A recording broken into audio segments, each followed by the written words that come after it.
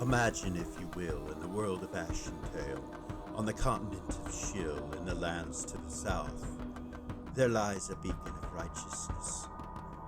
Its brilliance illuminates even the darkest hours, ceaselessly combating corruption and greed. However, deep beneath the earth, an insidious malevolence stirs, drawing the unwavering gaze of fate itself. It slumbers, biding its time until it emerges from the depths with a voracious hunger for light. Yet amidst this impending darkness, the gods of Ashentale remain vigilant, strategically maneuvering their pieces on the cosmic chessboard. Welcome back to Original GM. I am Hupahu, and this week I am joined with Wachi for her zero level session with How do you pronounce it? Delara. Well, I would try to remember that. You can call me Doll. Doll? Alright. I have a feeling there's going to be some NPCs that just call you Dell, but we'll see what happens. See if that offends you or not. We can figure it out. But yeah, welcome back, everyone. We are episode 3, season 3. And I'm excited. Same. We got all our zero level for the other party done, and now we got to do you. So we're going to start off with you being around 9 or 10 years old. Okay. That is your character with the blue streaks in her hair. And you don't know who this is, but we will get to it soon enough. Real quick, a little bit on your backstory. You know how we do zero level, so we'll be doing that the same way as we always have, but with the new rules. And so we're going to start you at about 9 or 10 years old. We'll play that. You'll have the 3 opportunities to raise a score or an ability or find something new or whatever it might be. And then we'll do you in your training for whatever your class or profession is. And you'll have 3 more. And then we'll go from there. Sound good? Okay. All right. Let's just a kind of a quick backstory. You were raised in Queensland, Lower Queensland. Okay. Your father is an inventor or sage. Did you pick a last name? I did not. So you left it up to me. You usually pick them. Depending upon the situation, yes. So we will. I'm half tempted to say Silverthorn, but or Goldenrod or something funny. What the fuck? Right. So Quill is their last name. So your last name will be Quill. Okay. Q-U-I-L-L.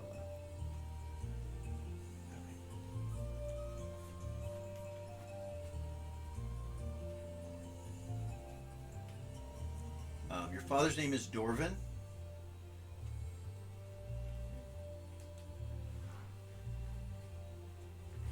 And your mother's name is Lilax. Spell it. Lilax.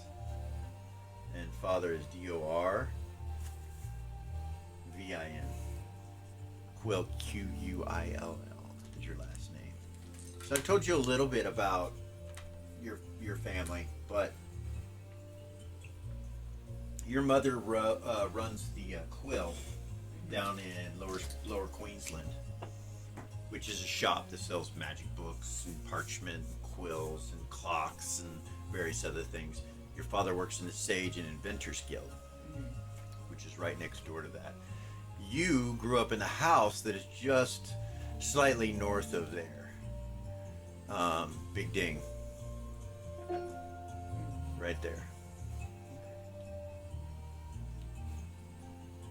So you know this general area, and we've kind of discussed what's here and what's around this area, so you kind of already know. Right. what's going on there. But let's. We're gonna start, like I said, when you're about 9 or 10 years old, and it's nighttime. You are sitting within the quill because your mother's working late. She seems to be slightly irritated about something. You usually help her around the quill, and she seems to be slightly irritated about something to do with your father. And as you're sitting there, the door bursts open, and you see the blinding guard, which are the city watch, and they come into the quill, and walk up to your mother and look at her, and they say, "You're to come with us." And she kind of looks surprised and nervous, and she turns and looks at you. He goes, "She will be taken care of. You're to come with us right now." You hear a ruckus outside. You're not sure what's going on. These guards grab your mother, and at any time you want to do something, you can. They grab your mother and they handcuff her, and they start walking her out of the quill, and you're just standing there. One of the guards kind of turns and looks over at you, and he's like, "It's okay, sweetheart. Don't worry. You'll be all right." What's your name? Delara? Delara, can you come with me? Where are you taking my mom? Well, your mother they have some questions for your mother. Come with me and we can tell you the details.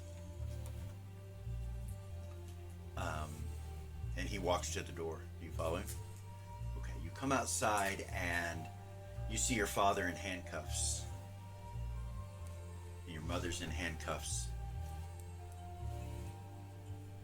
And there are probably a dozen guards here. There is a man that's standing there, that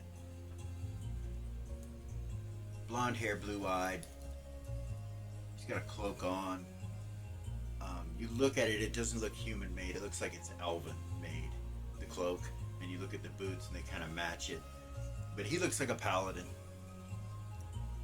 And when he turns towards you to face you, you see that he's got a star symbol with a golden crest of a sun exploding, and it says sheriff underneath it.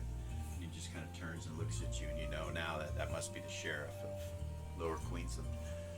He starts walking over to you and the other guard, and they start taking your parents off, and you see your mother. They've gagged her with some kind of device that's covering her mouth. And your father is kind of looking at you worried, but he's handcuffed up front. And they put him and her into this wagon and start taking them north. And the sheriff walks up. He's like, "It's all right. It's all right." He does that, and the other guard walks away, and he kneels down real low to you, and he's like, "Well, hello, little one. Your parents have been arrested for something that they did. And I'm sorry, but we cannot leave you here alone. You will have to come with me until we figure out what exactly is going to happen with your mother and your father. I hope that you understand that we're not doing this to be mean. Something is taking place, and they've done something bad, something wrong." What did they do? I don't know the exact details, little one, but I do know that it has something to do with something your father created. That's really all I can say. The council will decide his fate and your mother's. As far as your house and all of this goes, unfortunately, you're too little to stay here by yourself. And until we can figure this out, we'll need to take you someplace safe. My name is Pindar, and I am a paladin and the sheriff. I follow Goldstar, who you know all about Whether you follow Gold Star or not is up to your character. And he says, Gold Star always has a purpose. We may not know what it is, but we must trust in him and have faith that he will take care of us. As long as you're with me, no harm will come to you.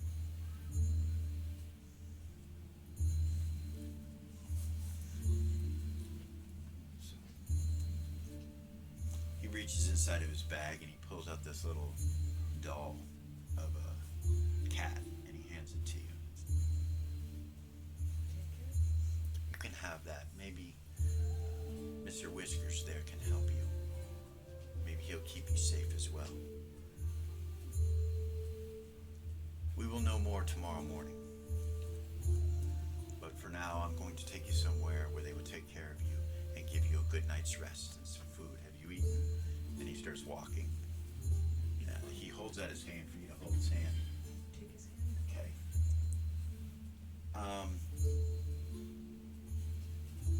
You haven't eaten anything yet, so. He talks to you and takes you across town. You go over here across the bridge. You go up this way by the Museum of Love and Beauty. And then you head up north this way by the Queensland Jail and the Watch Headquarters and the Church of Goldar and the Church of Gold Star, and that's where you turn in, and it's by the Temple of Gold Star, and you walk behind the temple here and you go up these stairs and he takes you to the Gold Star Academy. When you come to the top of the stairs right here, he steps in front of this purple magic and it disappears. He steps in front of it and it disappears, and then he walks you through and then it reappears behind him. He takes you into this arched doorway right here and into this first big building right there.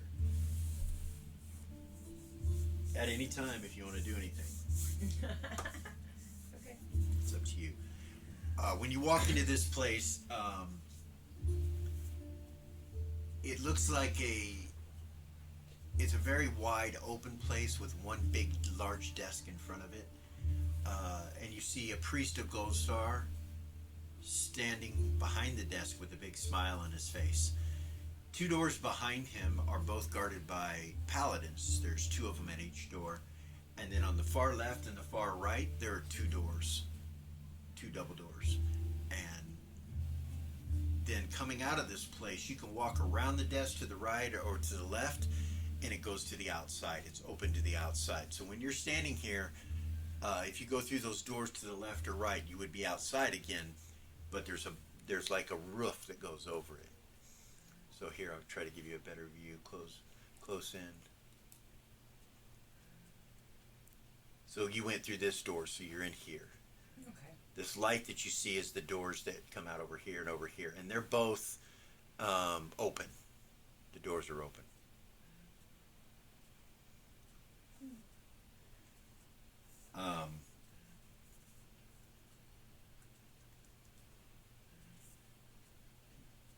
This is, he turns and looks at you and he goes, your name? Delara. Delara Quinn. And he turns and looks back at the priest who smiles. He goes, oh, what a pleasure. What a pleasure. It's so nice to meet you. I'm sure you're scared, little one. I can't imagine what you've had to gone through this evening. And Pindar kind of looks at you and he nods and he's like, I will leave you with this priest and he will take care of you. I will be on the grounds, though, if you need me. Do not worry. I will let you know first thing in the morning what's going on with your parents. Okay. He kind of pats you on the head and then he looks over at the doll that you're holding. He says, you just hold on to Whiskers. And he turns and he walks out.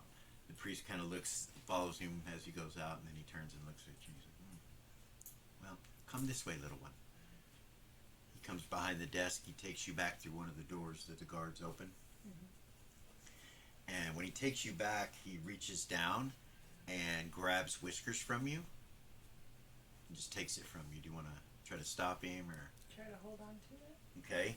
So roll under your dexterity to try to get it out of his way.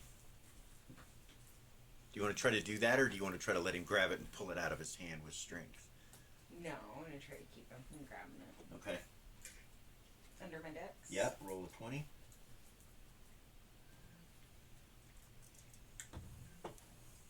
Yeah, 2. A 2? That is a great insight. Nice. You may add 1 point to your dexterity permanently. Nice. Yay. You are able to do that, and he kind of looks at you like sternly. He's like, I'm sorry, little one. There are no toys allowed here at the academy. I will keep that for you. As he says that, you're able to kind of look around and see where you're at. And it's very institutionalized looking. There are bunks with lots of kids. You see kids everywhere, and they're all staring at you, various ages. They all have lockers at the end of their beds, and they're all like cots. They're not real beds. Everybody's dressed exactly the same. And you see a woman that comes walking up towards you with blonde hair and blue eyes. And she says, yes. Take that from her. Take it from her right now. And he kind of comes down to get it from you again. Do you fight him? Please give it back. I will, little one. When you have graduated, you can have it back. He looks at it, and he turns and walks out the door. The door closes, and you hear it lock. You look around, you don't see any other doors in here besides that one and the other one. There's 2 doors. And as you're staring at him, you see one that says in above it and one that says out on the other side. The woman looks at you and she goes, this way. She takes you past all these kids that are just staring at you. You know, they're all like, and you see someone back in the corner whispering, and it looks pretty weird here. You're not used to this kind of thing.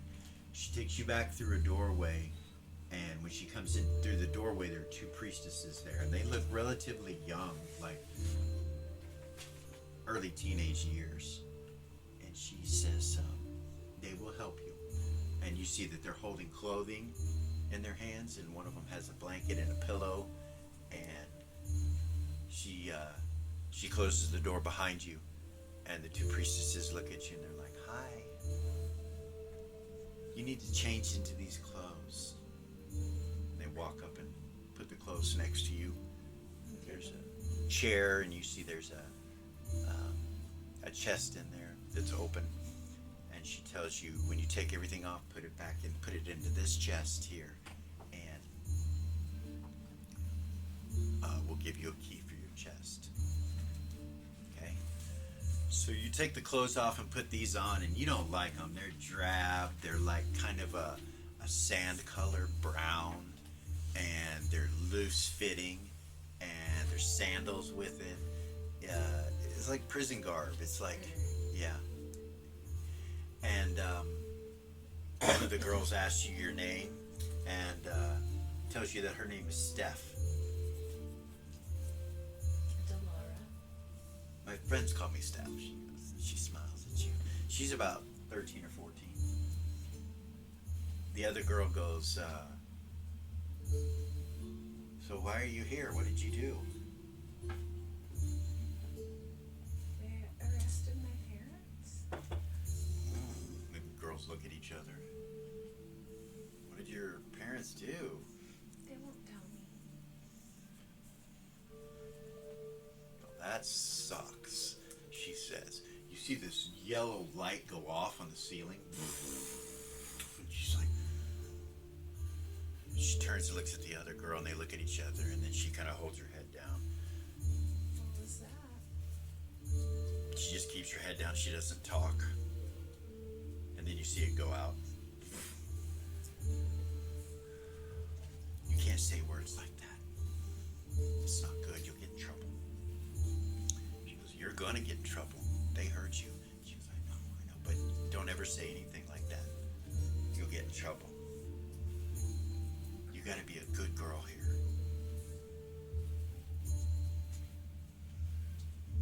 What is this place?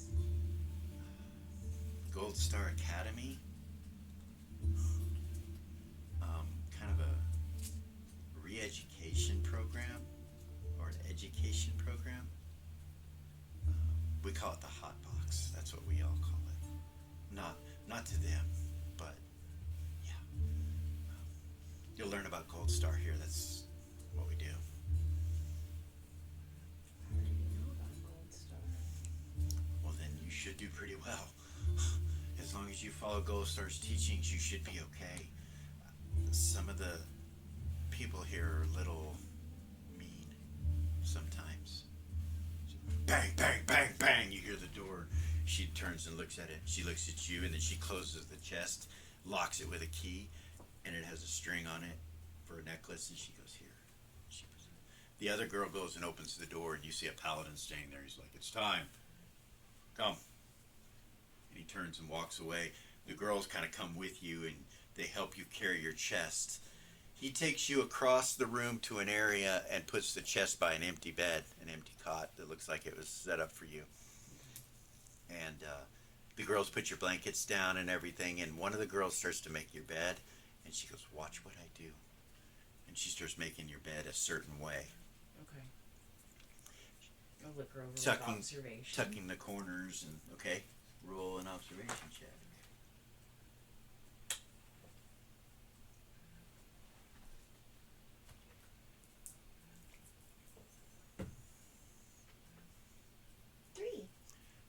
That's an insight. So you have observation as a free proficiency, unless you already had chosen it. I've got it ×3. So you'll have it ×4. Nice. Thanks, Christopher. These dice fucking rock. Yeah, sometimes rolling good is good. Or rolling low is good. Sorry. Rolling good is good. Rolling good is always good. Duh. I speak English, I promise. So when she's tucking your bed and showing you how to make it, you know exactly what to do. Like you pay attention and you observe the little details of what she's doing. The paladin, he keeps walking and he goes, line up, like that, and you see all the kids get up and come out in line in 2 single file lines. And what do you? Fall in line? Okay, you go over to fall in line. Can I tuck the key under my clothes, though? Okay, you can. You look around and you see they're all standing in a certain position with their hands to their sides and they're looking straight forward. Imitate them. You try to imitate it? Okay.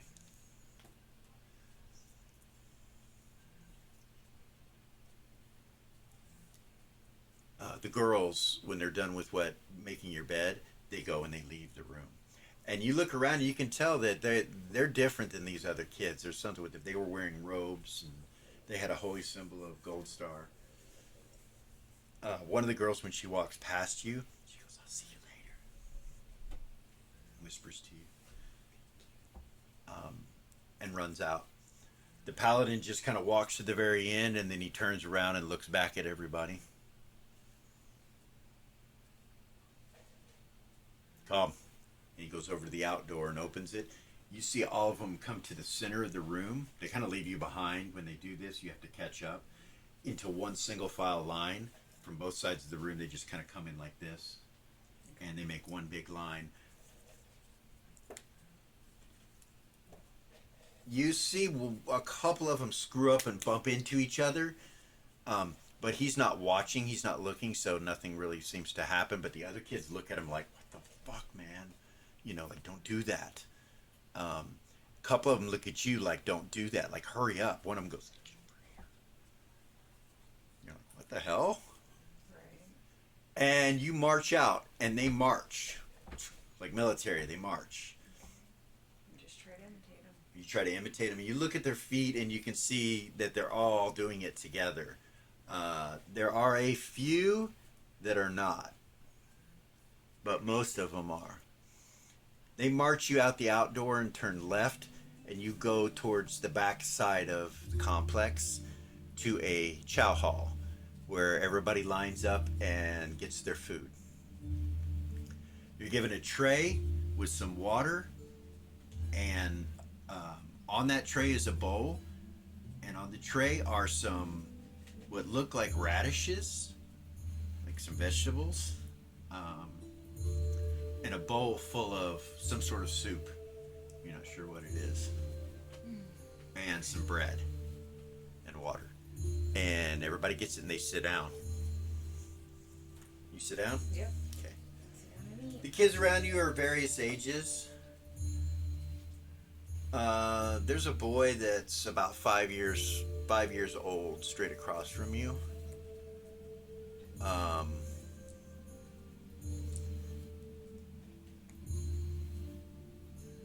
You're 9, right? Yeah.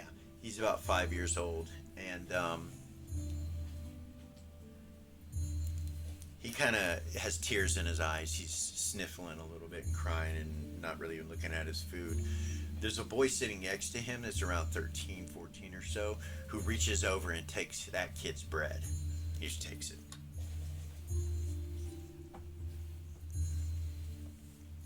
Next to you is a blonde-headed girl that's around 16 or so, and she raises her hand like that. You see the kid turn and look at her like, I'm gonna beat your ass. He just looks at her and she just kind of mocks him and does this. And you hear, yes? He stole something. He stole bread from him. You see the paladin kind of look over at the kid, and the kid is eating the bread as fast as he can, and he just walks over to him and snatches him up out of the chair and drags him away. The kid's still trying to eat as he's dragging him away. And his tray's left there. After his tray's left there, you see the little kid kind of turn to look at the tray and then look around at everybody. And he reaches over and takes the bread off of his tray and goes back to eating. The girl next to you puts her hand back down very quietly and continues to eat. She doesn't say anything. Roll an observation.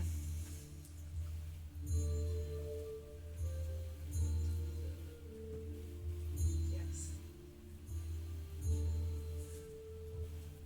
You can see some of the kids looking at her, like, Think they're gonna do something. like they're gonna do something to her or something. The little boy kind of dries his eyes a little bit and keeps eating, and you notice he kind of looks up at you and sees you're looking at him. Kind of gives a little smile on his left side, but kind of looks shy and goes back to eating. Everybody's dead silent. Nobody says anything, and they eat.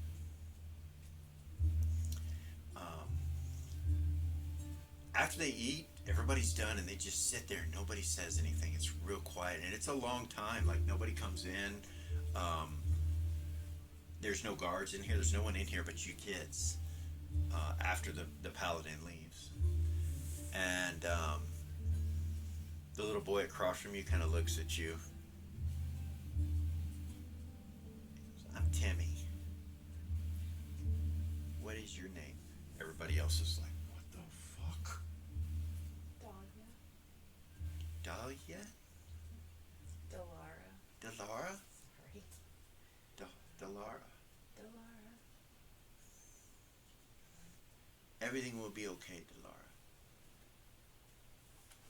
Girl sitting across from you looks over at you guys. She's like,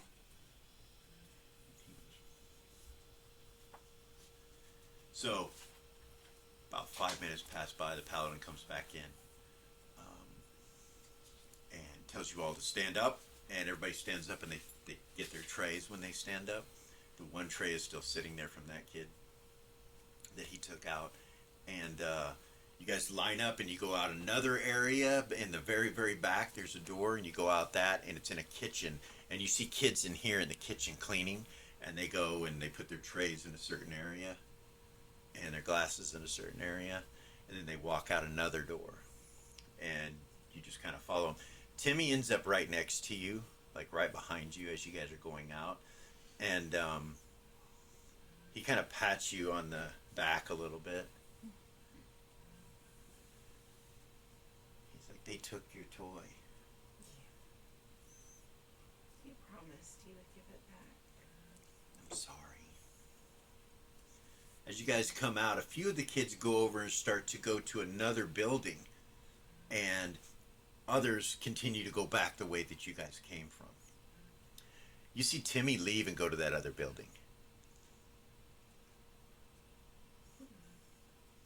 Any signs? The girl in front of you, she turns and leaves. Roll an observation. Yes. You see a sign that says privy. Gotcha.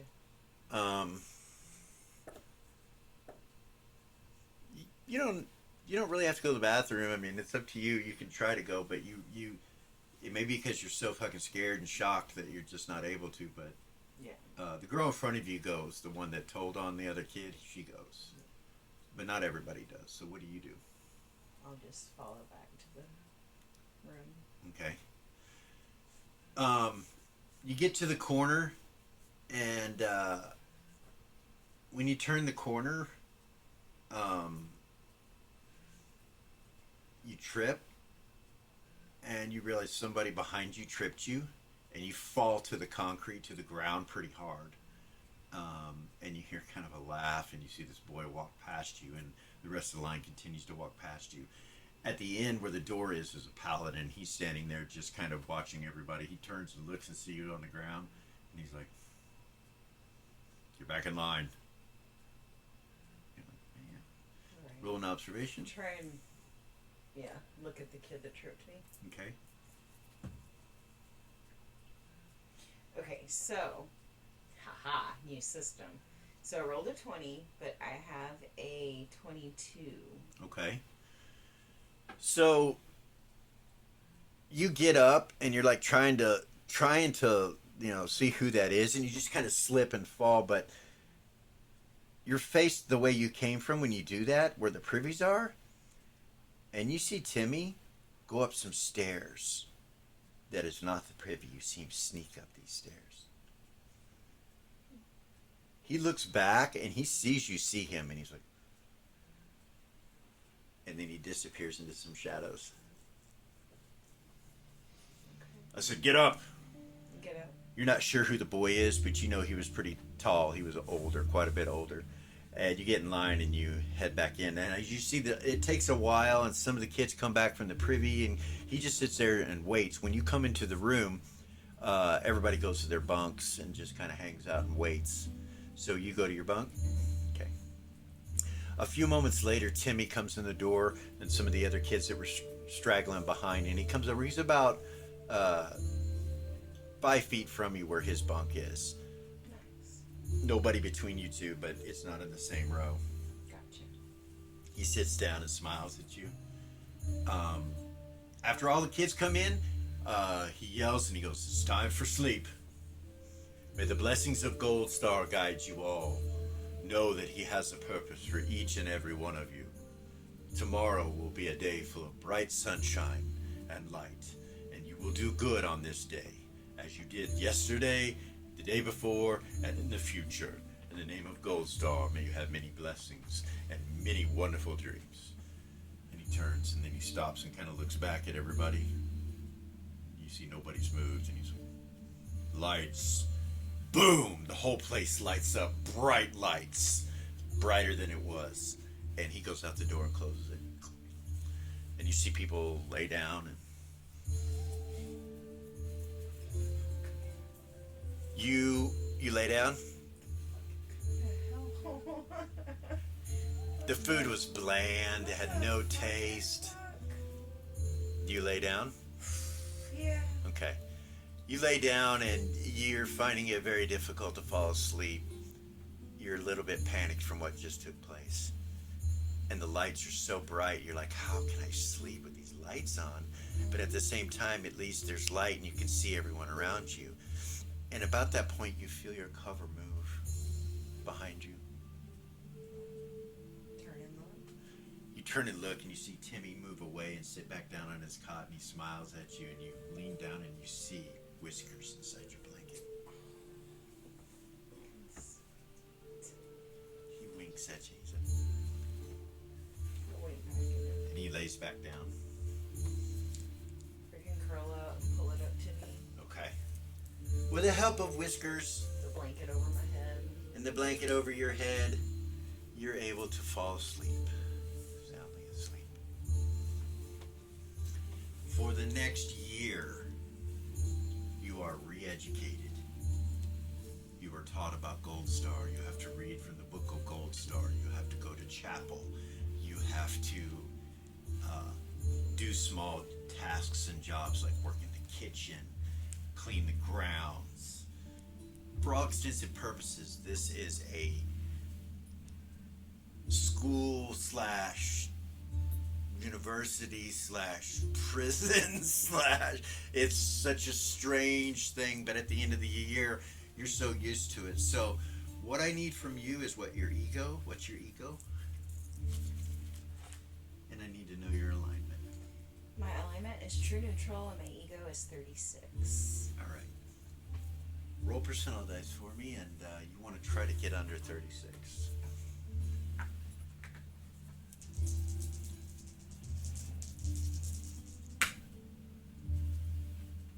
I got 16. So you do not change alignment. It does not. The re-education program does not make you neutral good. After a year, you're able to retain your alignment after all that teaching. Right. You're never told about your parents. You're never told. You They ask. never You come back. never see them or anything. On the day of your graduation, you're excited, and you know kids graduate and they go and they work in the temples, they work in the church, they work at Starlight, they work at the Church of the Brotherhood. Some of them go on to be blinding guard. Some go in the military. On your graduation night, after you graduate and go through all the hem haw and everything, the next morning you're supposed to be giving your orders, what they call your orders. And at about midnight, you're woke up and you see Timmy standing there. He's getting woke up too. And you see Pendar, and he's kind of knelt down. He's smiling at you. You've been able to keep whiskers this whole time without them catching you. Timmy was able to teach you where to put it, how to hide it, what to do, things like that to keep it hidden. You also know that Timmy stole other things, like he would steal extra food, he would steal various things throughout the year that you're there with him. This is Timmy. Her new best friend.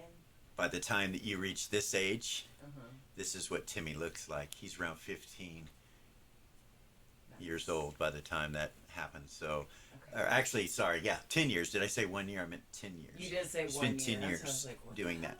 During this period, there is a priestess that you got to know, Stephanie, and she started teaching you about witchcraft. Silently and secretly in the background, she was teaching you witchcraft. And so by the time that you graduate the academy, you're able to become a witch from her tutelage. And by the time you graduate, she's almost 30. She's 20 something. She's older, late 20s. And you are 19. So Timmy's 15. Anyway, you wake up and you see Pendar kneeling down in front of the two of you, and he's like, gather your things. It's good to see you again. And he takes you from the academy out this way and through this gate. Both of us together? Yes, both of you together. You come out that gate and you head this way. And Pendar says, the two of you will be working for me.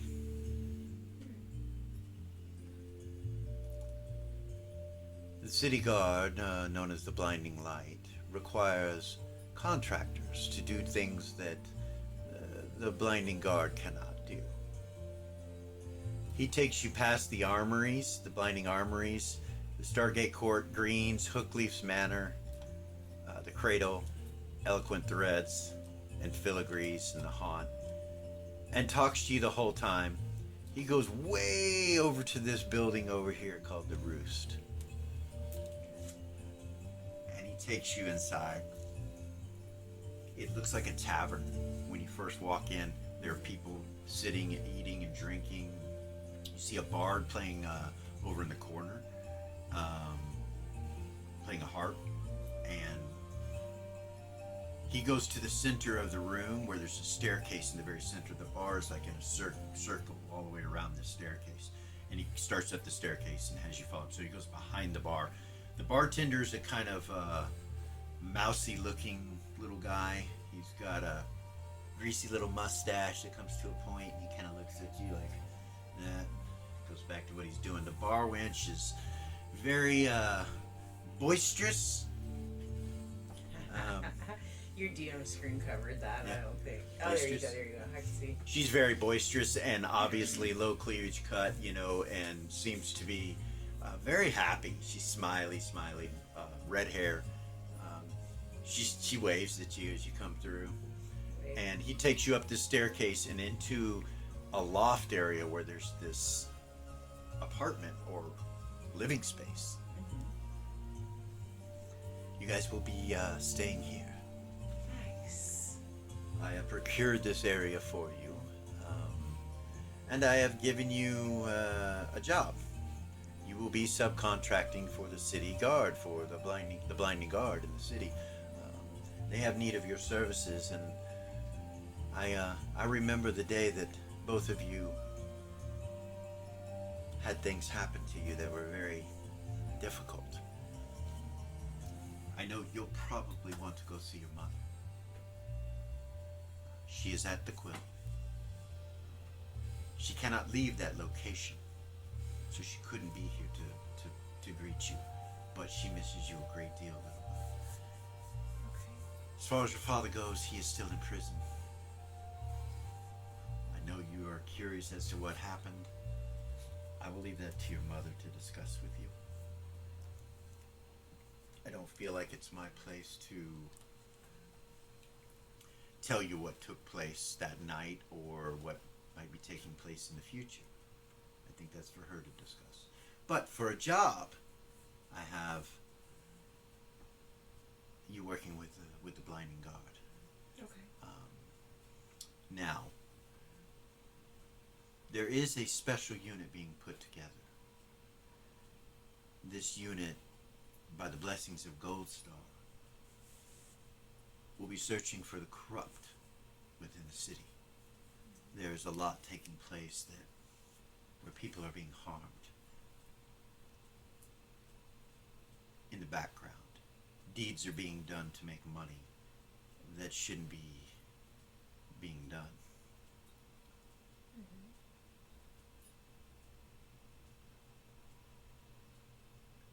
And I think that the two of you have skills that this special unit might need.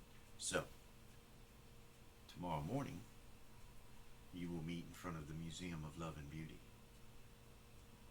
There will be a man there by the name of Elam. I will be there as well.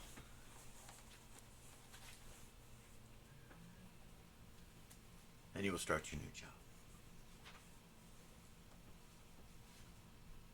But for now, if you wish to go see your mother, I understand. This place is yours. The two of you may live here rent-free. No time limit. It is yours. Wow. He smiles and roll an observation.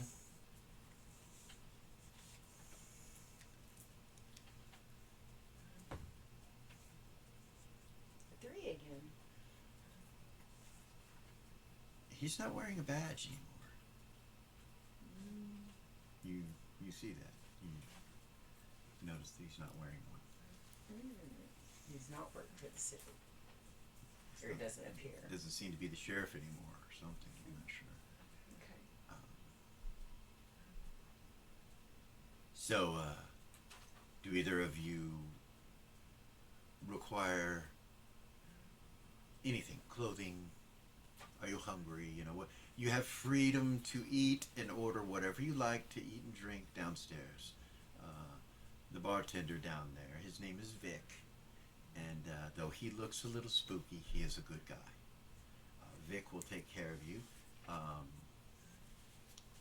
Tersa is the barmaid, and she is a sweetheart. She will take care of you as well, any need that you might have. I would ask that you please remember that the reason these things are being given to you is because of Gold Star. Mm-hmm. He has blessed you. Even though you went through a lot within the last decade, you have been chosen by him. Otherwise, you would perhaps be doing something menial. I think he has a plan for you, and that plan is greater than what you might think. Both of you. Timmy's just looking around the room. He's opening things. He's, going all around the room, looking, seeing what's in the room. Right. He goes, so we can have whatever we want to eat? And he's like, yes, anything that you would like. I'm sure the first few days you'll probably stuff yourselves with sweets and various other things, but yes, you're free to eat anything downstairs that Vic or Tersa can get you. That's very generous of He you. goes, I don't remember you, Timmy says to him. He's like, no, I suspect you wouldn't. You were quite young. You remember me. I do. I do. She'll pull out the Whiskers? whiskers. Hey. Well, I have not seen that in some time. You kept it this whole time. They did not take it from you. Mm-hmm. Oh, they did. He kind of smiles a little bit, and you hear Timmy kind of giggle, and he turns and looks at Timmy, and Timmy's like, shrugs his shoulders, and he's like, you had something to do with that? And he's like, it's hers. They shouldn't have took it from her anyway. He kind of turns and looks at you. He's like, yeah, they probably should not have taken it from you. May I see it? You see him hold it in his hands, and he kind of smiles, and you see it change into a black cat. Well, hello. And the cat kind of looks at him and then turns and looks at you. He puts it down. It comes right over to you. Starts purring at your leg, wrapping around your leg. You feel the ability to connect with this cat I will. and make it your familiar. Absolutely. You do so. You gain your first familiar. Now, witches, as you recall, can stop and go when it comes to familiars. Yes. Very different from conjurations on men. Very different. As soon as you connect with it, it comes from within you somewhere.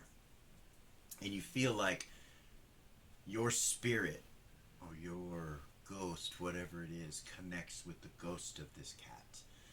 And as this transformation starts to take place, your eyes flicker looking through the cat's eyes instead of your own. Everything goes to this strange vision where everything is outlined with white lines or gray lines and everything else is black. And you're like, what in the world? And flicks back to your eyes and you're looking at him. And then boom, you see both. You see a black outline or a white outline with black and normal vision like you would see out of One your out of eyes. each At eye. the same time, you're like, oh. Yeah. And you look at the cat when this is going on and you see one of your eyes is in that cat's eye and the other is the cat's eye. And it looks at you and you feel like you're looking at yourself. And it's this strange disorientation that takes place. And you start to smell from its... You gain all its senses. You can feel its paws touching the ground.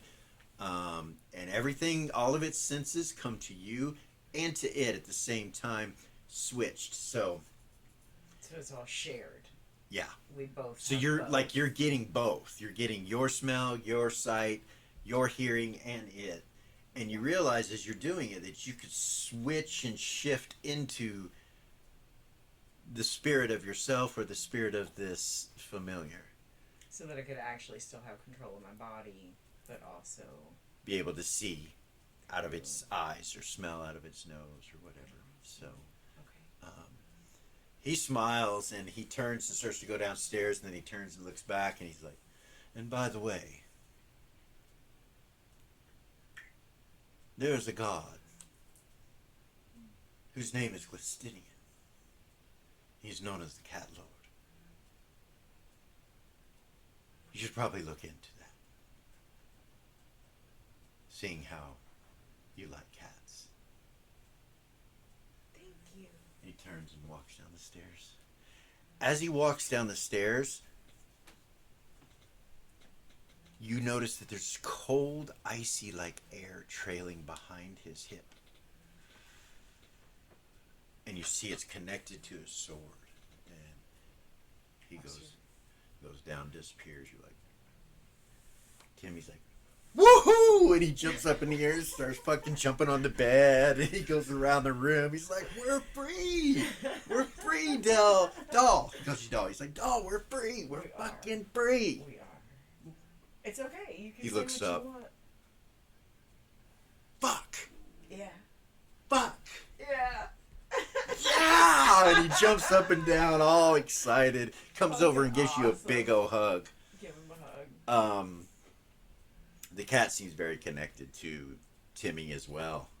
Like it feels that he's your friend, kind of thing. Nice. And we are going to take a real quick break, and we will be right back.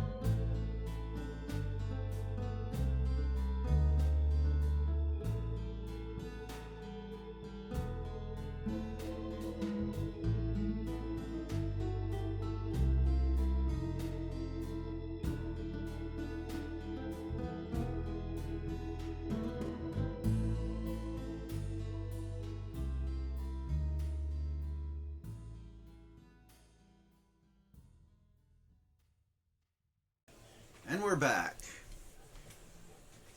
All right, you are at the roost, up in the loft at the roost. So she'll dig around and find clothes, equipment. So you start looking around, and you're able to gather all the equipment that you have on your character sheet that we've already done, including the robe that you have. Timmy gets his stuff together. You guys kind of get all geared up, and Timmy looks at you and he's like, you know, now that I'm able to eat whatever I want, I'm not as hungry. Isn't that weird? It is weird. Cat, huh? And he looks at it, he's like, that whole time you were a cat? And the cat kind of just rubs up against you, you know. That's fucking cool, man. It is fucking cool. He smiles. Glistinian. Stinian. We have to remember that. Yeah. It might be important. It is important. So I don't remember that guy. He acted like he knew me. He wasn't the one who brought you to the academy? I don't remember. You don't remember coming to the academy? No. I remember when you came. Well, that might have been the same day I came. I don't know. I don't know. I don't remember. I remember you had a doll, so I call you Doll. I remember that. Remember I picked your name that day. Anyway, throughout those 10 years, of course, you met all kinds of people. Priests and priestesses and paladins and of all various sorts. Some of them were nice, some of them weren't. Some of them were strict, some of them weren't. So yeah, you're up at the top in the roost. You get all your equipment and everything together. This place is pretty cool. It's like a little fort room. There is a door that Timmy finds that's hidden, and he unlocks it and opens it, and it's part of the roof, and it just opens up to where you can see out over the city. And he opens it up, and you can hear the sounds of the city and people at night moving around, and you can see all the lights. And Does it look over Lower Queensland? it does. Yeah, it's right here, so you can see straight down. First thing you see is the balloon that's down here, this craft, but then you see the prison, and you realize and remember your dad's in jail. As you look down farther to the south, Lower Queensland, you can see the tower, the Sage Tower, and Inventors Guild, and the Quill, and you can see it from where you're at. And there's lights on. There's no lights on the house that was your house, though.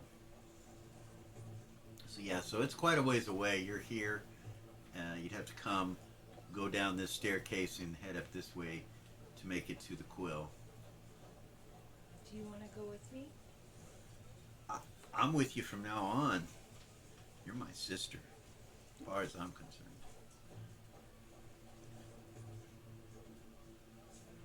Your family too. He looks over at the cat. The cat doesn't seem to. You realize being connected to the familiar to this cat that it's just a cat. It's not It's got like a 3 intelligence. You know, it's a cat. It's just a cat. Yeah. But might progress. You never know. Right. Your abilities. So what do you do? Let's head out. Okay, where do you want to go? Let's go see my mom. You know, I don't know if I even have parents. I don't remember. Maybe You don't remember anything. I don't remember much.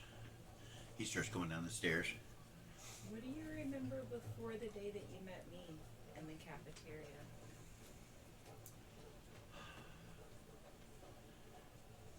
I remember a nice lady, a really nice lady, really pretty lady.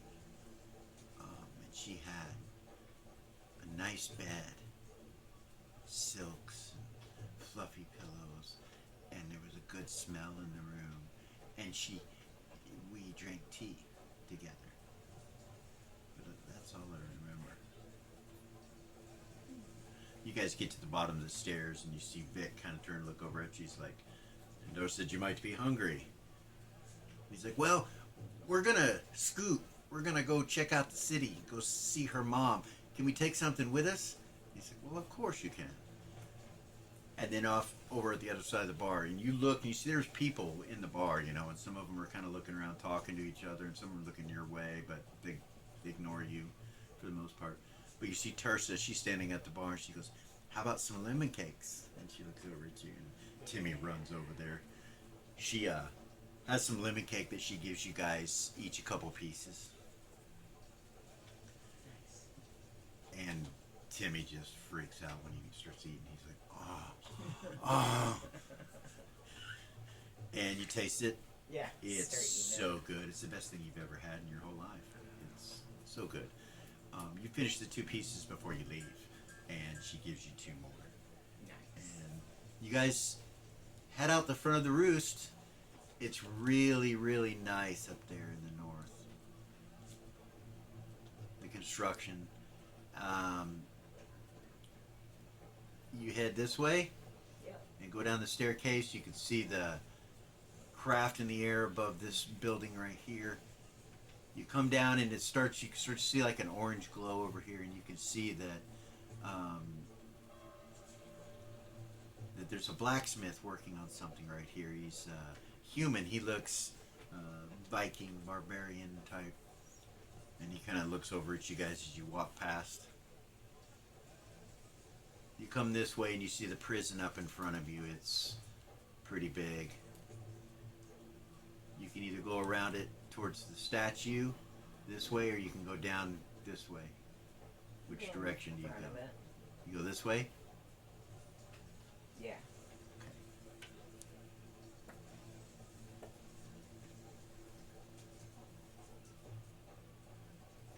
You guys start coming this way, and from over in this direction on the docks, you see a group of 6 individuals come around this corner from the Tin Cup. They kind of come this way.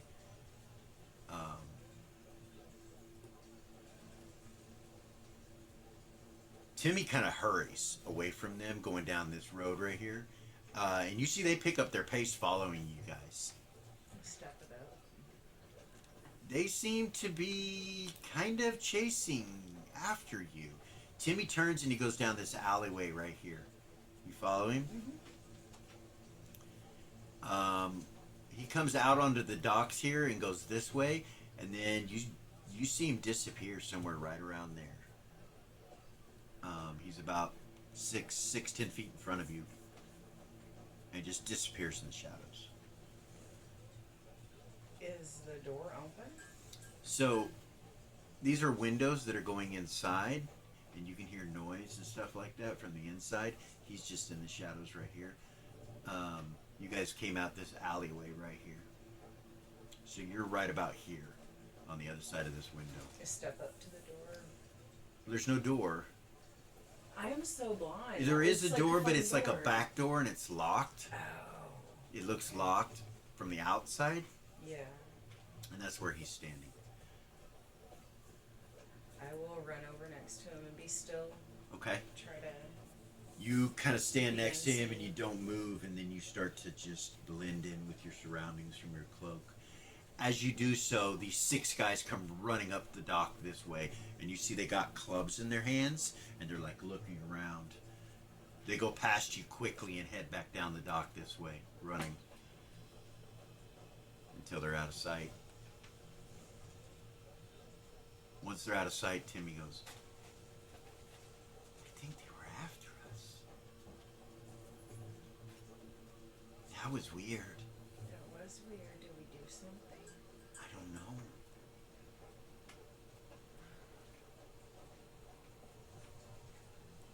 What should we do?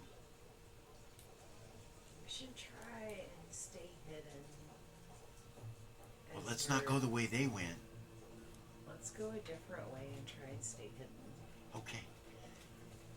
And do that. All right. He comes over here and comes in next to this building, and he's headed this way. He heads down all the way to here, and you follow.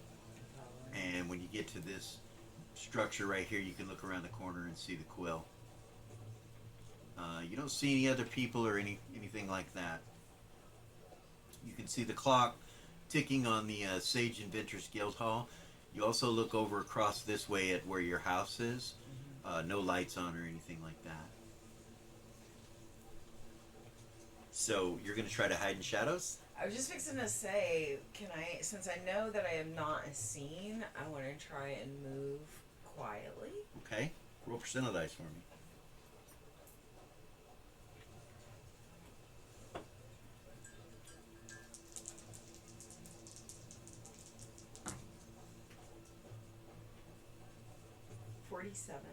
Okay.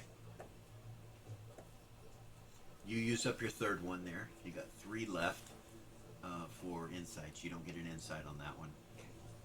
Timmy tells you, he's like, shh, you're being loud. Here, let me show you. You just put your foot like this, and he puts his foot to the outside and shows you how to step quietly. He's like, and always look in front of you and see what you're getting ready to step on.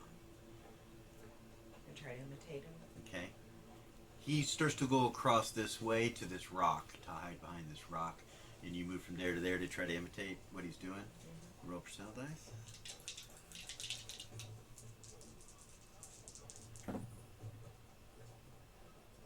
$13. Okay. You make it to here. You thought you did pretty well. You know what I mean? He looks back at you. He's like, I can hear you, but that was much better. Much, much better.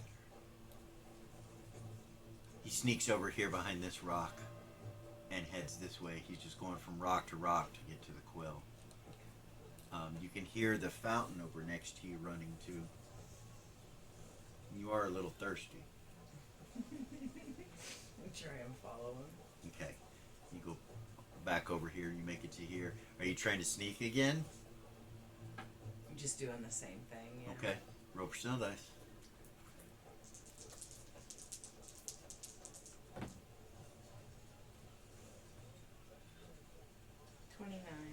All right. You have 1 left. If I did that right. You know you have to come around here to get to the quill's front door. You got to come around this way. You don't know where those guys were, but they might have been on the docks over in here. You're not sure. Keep going. Okay. You make it to the front door. And as you walk and stop at the front door, over here on the dock, you see those guys, and they turn and look at you guys. Run in. Okay. Try and lock the door. All right. You go in real quick and lock the door behind you. And you try to lock it. Roll percentile dice for me.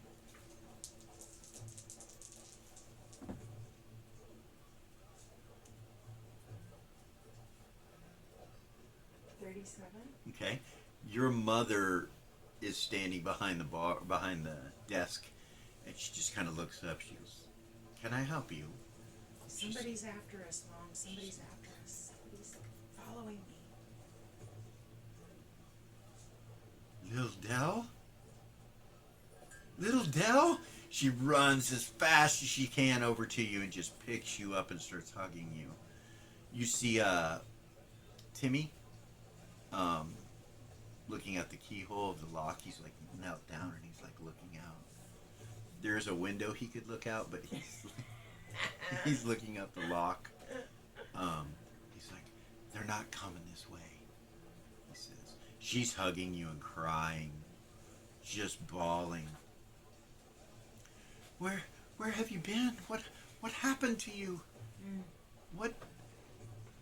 Oh, by the blessings of Goldar, by the blessings of Goldar, my child is returned. She hugs you again and just picks you up. "You have to tell me everything. Where have you been for the last 10 years? And he goes, "Oh, we've been at the re-education program." She's like, "The academy?"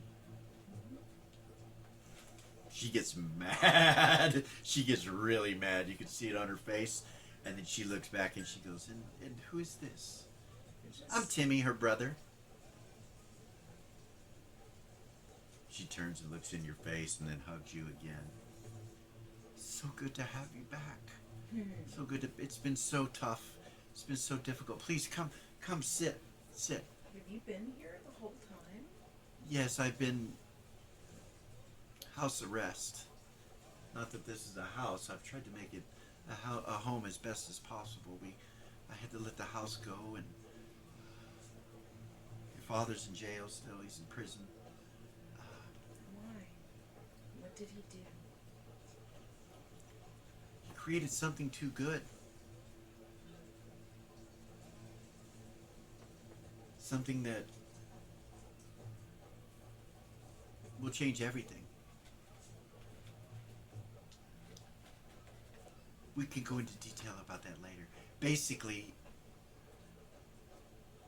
the powers that be deemed it necessary to confiscate his work. There were warnings. We were told to stop, and we did not. Your father saw it as something that would benefit of all mankind. But unfortunately, they did not see it that way. He was warned, I was warned, and they got me trying to hide the information. There were some materials that we ordered, some things that we got that I shouldn't have done what I did.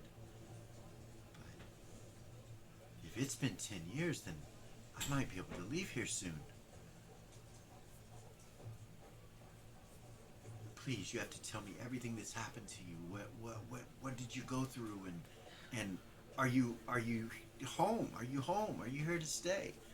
Timmy says, "No, we got jobs, unfortunately, and we have a place to live, so we can't just hang out here all the time. We got work to do for Gold Star." And he turns and looks at her, and she's like, "Oh."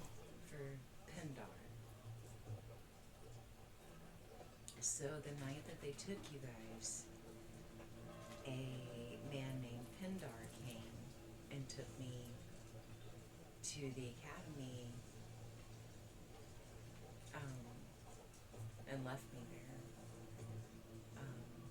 And then today, when I graduated, he came back and offered us employment working for him and gave us an apartment to live in. The sheriff? The old sheriff? He doesn't wear that badge anymore, but I didn't. He works with Elis. Oh dear.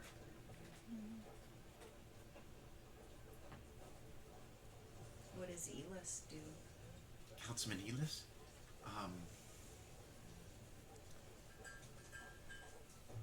A spy. He's a spy. Or the rumors say he is. If you're going to be working for him, then you're going to be around great danger.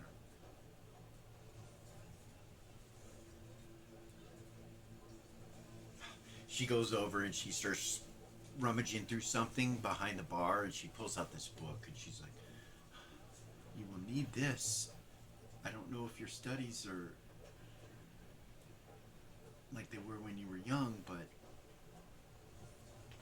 I'll take it. it's a magic user spell book. Thank you. This should come in useful. It will. Do you know how to use it?" I do. Blessings of Goldar. Blessings of Goldar. Do you need money? Do you need anything? What can I do? Are you hungry? Are the two of you hungry? I can have something brought. Sure. I don't have a kitchen here, but and since I can't leave, I order it. Yeah. What do you like to eat? You see her walk over, and she picks up this yellow divinity stone. She's like, "What do you like to eat?" Today's the first time I've eaten anything that I liked, and it was a lemon cake. Everything at the academy doesn't have any flavor. It's really gross.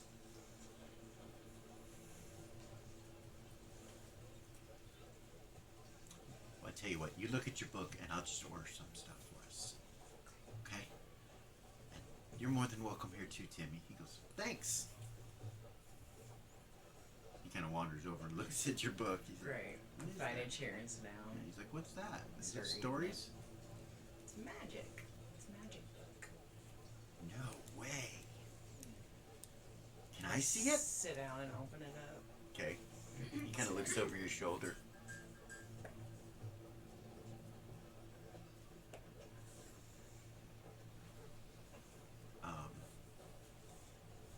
Yeah. He looks at it and he's like, I don't know. What language is that? Magic. That says Dimzop Bak Dop. You see the book start to glow.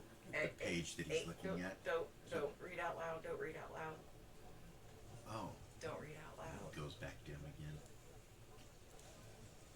Never read magic out loud unless you want to cast a spell. Oh. That's what I was doing? Yeah. Wow. Except for you don't know what you're doing, so it wouldn't have worked. It would have done something different. Oh. Okay, well. Don't ever do that. Okay. All right. That was pretty cool. Your mother comes back over. She goes, there'll be some food here shortly. The two of you are probably starving to death if you've been in that academy. At that point, there's a knock on the door. Boom, boom, boom, boom. Timmy kind of sneaks over there and looks at the keyhole. Your mom gets up and she goes, it's probably the food. And she walks over Be to the careful. door. She unlocks the door and opens it up, and you see those guys standing there with the clubs. She's like, can I help you? Yeah, we saw two children enter this structure, and we wanted to make sure that that was something that was supposed to be going on. She goes, yes, it is my daughter and my son. Oh, very well. Well, they were out past curfew and underage, so we were just checking on them. She goes, I know exactly what you were doing. You're looking to make money. Silver, precise, correct? Taking young children to the academy. Well, you can just listen to me right now. My daughter has graduated, and she is just fine and does not need your help. Nor does she need anyone telling her that Gold Star has her. And that Gold Star this and Gold... We worship Goldar. Do you understand? Yes, ma'am. Yes, ma'am. Carry on then. She goes, you carry on. Bam! She slams the door. Timmy goes, Nice, Mom. Nice. yeah, thanks. And Thank she's like, you. assholes. They are press gangs for Gold Star. And I suppose there's a need for them, but they tend to poke their nose into things they shouldn't. Yes. Anyway, so you're looking at the book.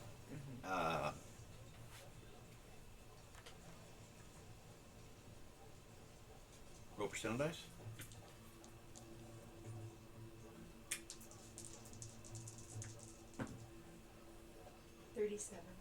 When you get to the Find Familiar spell, you look at it and you realize that you can do that innately. Like, you don't need this spell. You can do this 3 times a day without this spell. Nice.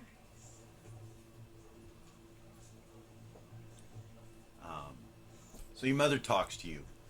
She fills you in on all the bad things that happened, that you lost your house, that she lives here now in an apartment in the back, that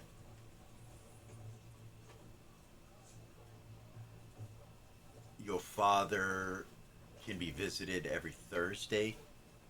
If you want to see him, we can go there and visit him. She tells you that your social class, social standing has lowered because of the crimes, that they're not seen as important anymore. Your father lost all of his memberships to the Inventors Guild, and he's no longer a sage. He can't go back there even if he got out of jail. She tells you he'll be there for another 5 years in jail. She says that she's been fighting to get him out ever since he was put in, but that she doesn't have any more money left, that through litigation she's lost everything trying to get him out and trying to find you. She tells you that she hired bounty hunters looking for you. basically tapped herself out, trying to help your father and find you. And she goes through all that. The food comes. It's all kinds of different types of food. The guy that brings it is a Oriental-looking guy. He's Eastern, and he just brings in a bunch of food and sets it down and thanks her, and she pays him, and he leaves. So you sit there and you eat some food with your mother, and kind of go over the last 10 years with each other. Timmy kind of gets quiet when the two of you start talking about the last 10 years. He doesn't say much. Every so often he'll jump in the conversation about something about that happened to you, but that he was there, and he'll say it too, and then he'll stop and kind of go back to being quiet again. Your mother can tell what's going on with him, but she doesn't try to baby him or anything like that, because she's mostly paying attention to you. Like, she's so concerned about you. She asks you about your beliefs, whether you follow Gold Star. No? She asks who you follow. If you have, an inkling towards gods of any sort. And then, as she says that, she tells you she worships Goldar, and that his blessings towards this shop have been all that has kept her going. Because and she tells you he's the god of, merchants in the marketplace, and friendship and things like that. Travel. She tells you she goes to church every Sunday, at the Goldar Church of Goldar.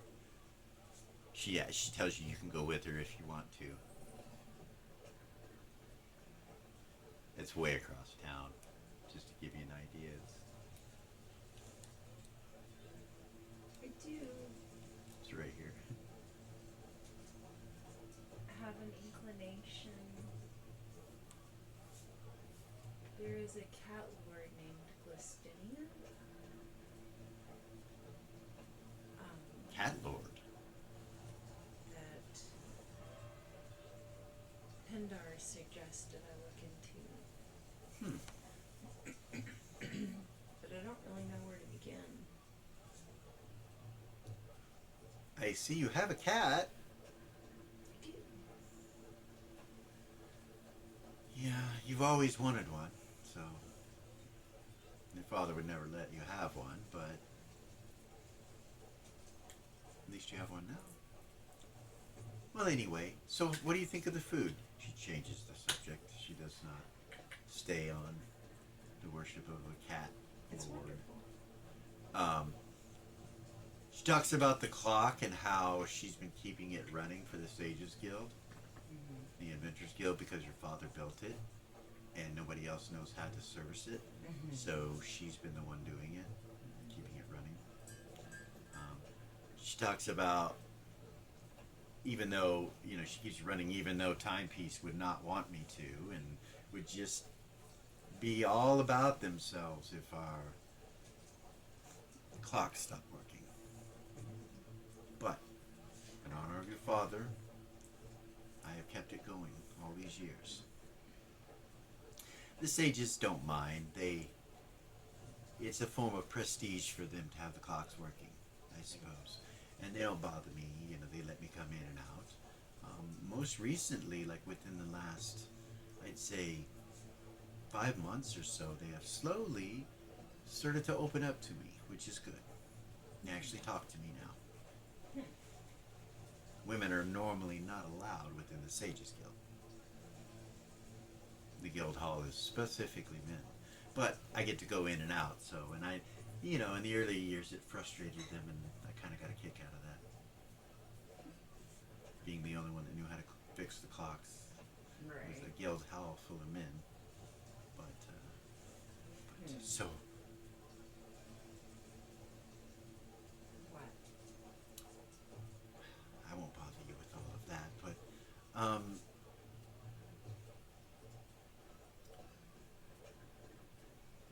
I will leave all of those questions up to your father, and if you want to speak with him, he'll have the answers concerning what he did, and what it was. We're not supposed to talk about it, so I would rather not get into all of that. But I do have some of your things, and she goes over into the back room and calls you back into this area where you see she's got this little bedroom set up, and she has a chest there that has stuff from when you were a kid. It's all pointless now except for memories. Like there's toys and some clothing, but they wouldn't fit you, you know. So, Right. and she cries as she starts going over all of it. And she tells you she did everything she could to try to find you. She's very mad that they didn't tell her where you were. She tells you it was all done legally because of what we did. We were considered inappropriate parents, so you were taken from us. I was in for a year for my crime. So, There's nothing really appropriate about that place either. It's, what place? The academy? Yes, they say there's a need for it, and I know that there's been some good that has come out of it. But I mean, you're safe. You didn't die. You were taken care of, so I suppose there is that. there is. Not everyone is as strong as I am, though. That's true. That's true. You think back about the boy that stole the bread, and you realize you never saw him again. Yeah. He never came back. It's And you realize as you think about it throughout the 10 years, there were several kids that did things like that, and they never came back.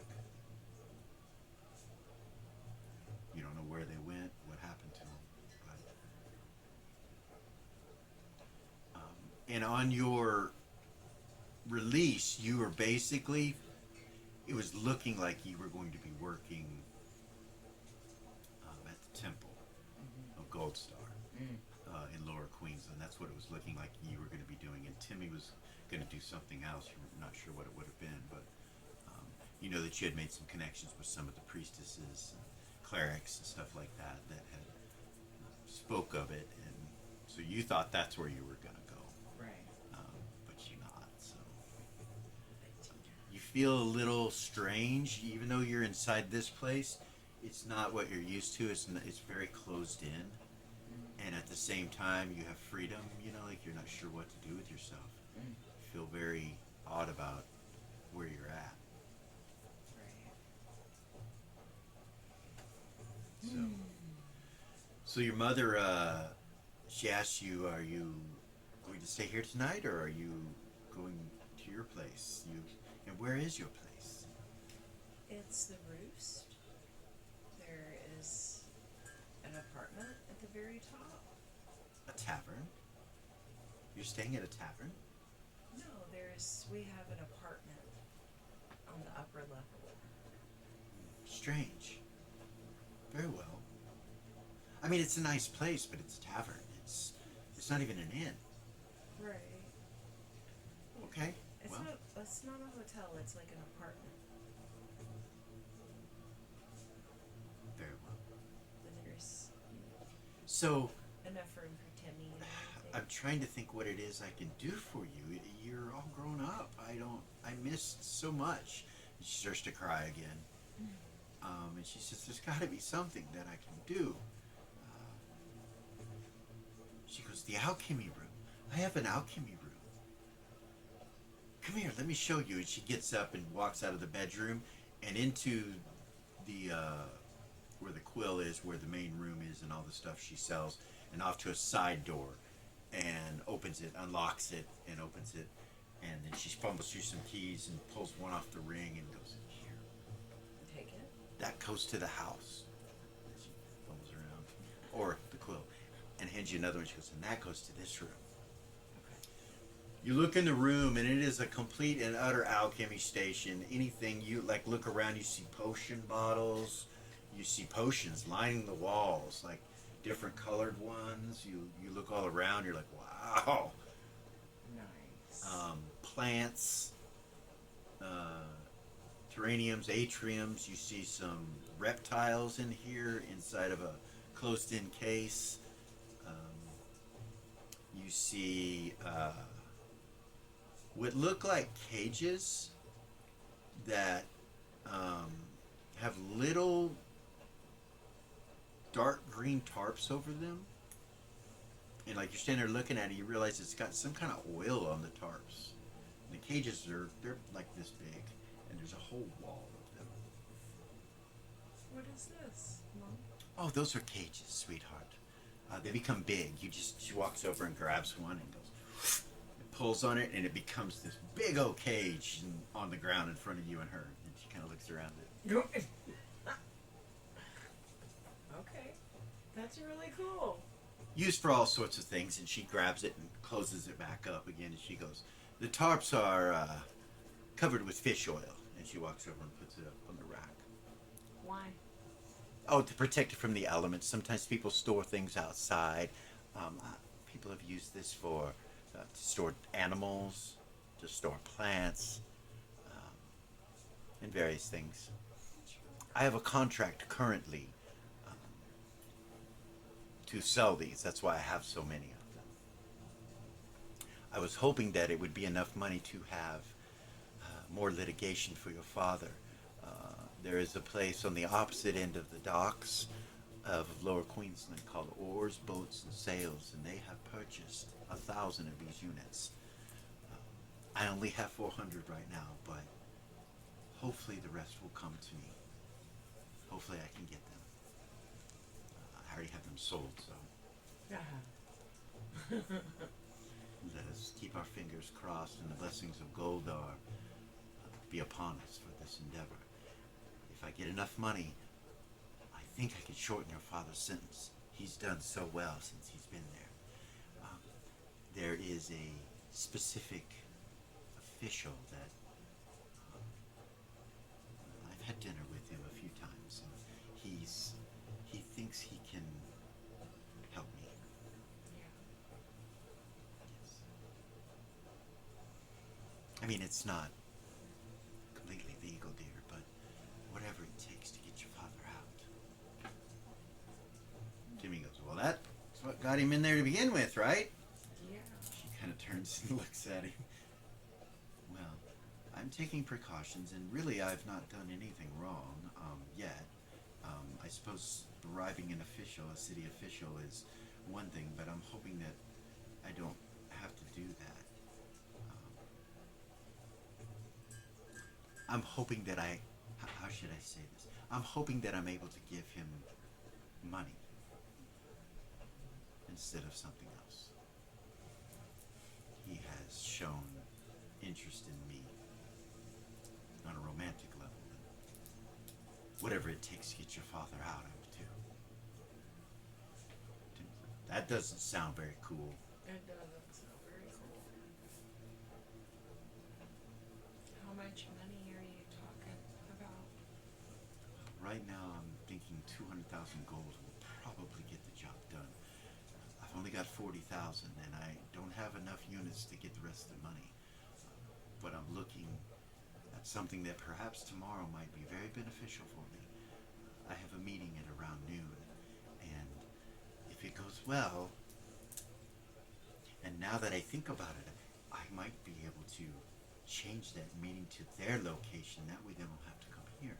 I think my time is done. If you were out, then my time is done. That was 10 years, right? I suppose I'll have to...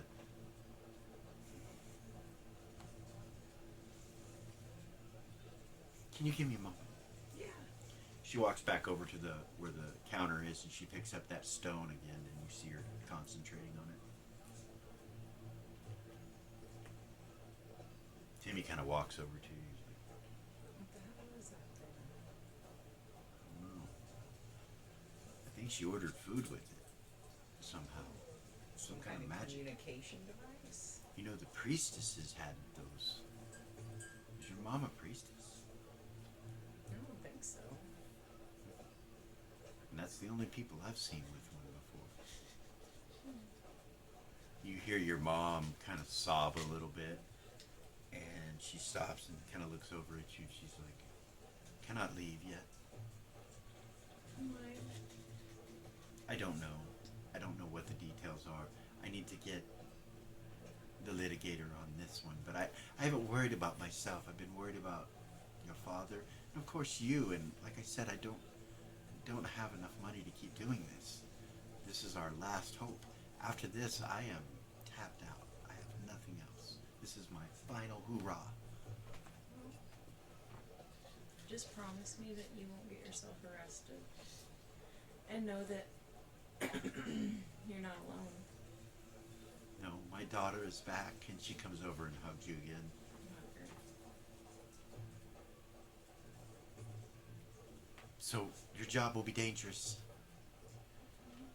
She kind of looks up at the wall and at all the potions, and she goes, "You have access to these if you need them." Okay. I'll look around. She says there is a inventory list in the other room that I could show you what else here. Okay. Oh, so come on. She walks in there and she hands you her book. She opens it up, and you see that there's a ledger on top of it that she puts off to the side. And then she opens this inventory book and starts fumbling through, and then she gets to the potions and gives it to you. Any potion that is in the highest level of all basic potion list is on these walls. Healing potions, all the stuff that you can think of. Okay. Timmy's like, "You mean we can use any of that?" Mm-hmm. She's like, yes, if you have need. Well, we start our new job tomorrow. I have no clue what we're going to be doing, but apparently it's going to be dangerous, so... Danger's our middle name, Timmy says. Matter of fact, I think I want my name to be changed. I think I want you to call me Danger.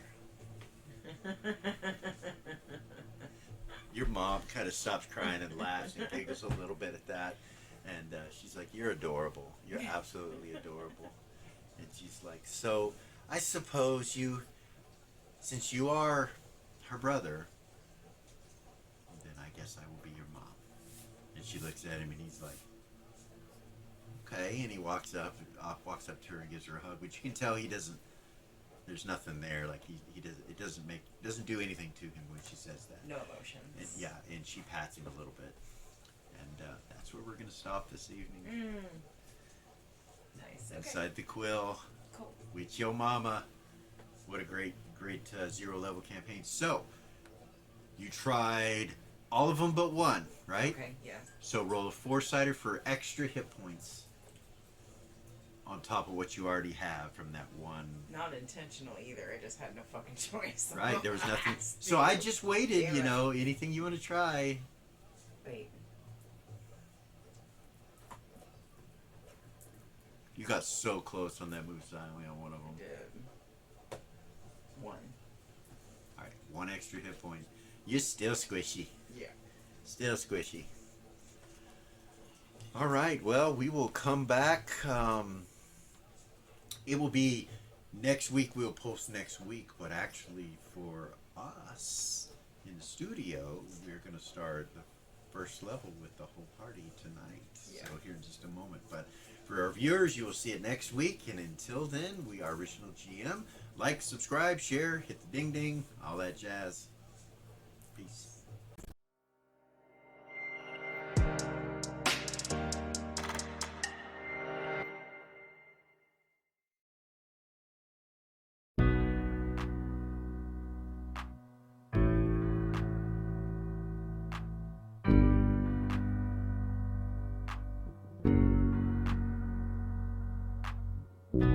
There's a gift inside your God's granted me, a vision of the way to change reality.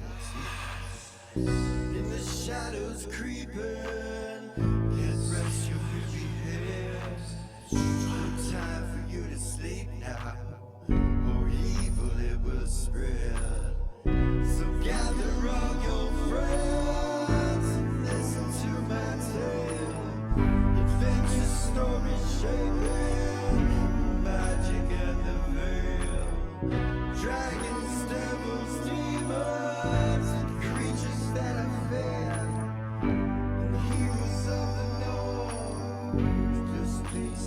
scared. The heroes are the monsters to the enemy. It all depends upon the way that you proceed. Original GM, we're here to set you free. Come join in the adventure. Who you wanna be? Who you wanna be? We are heroes. We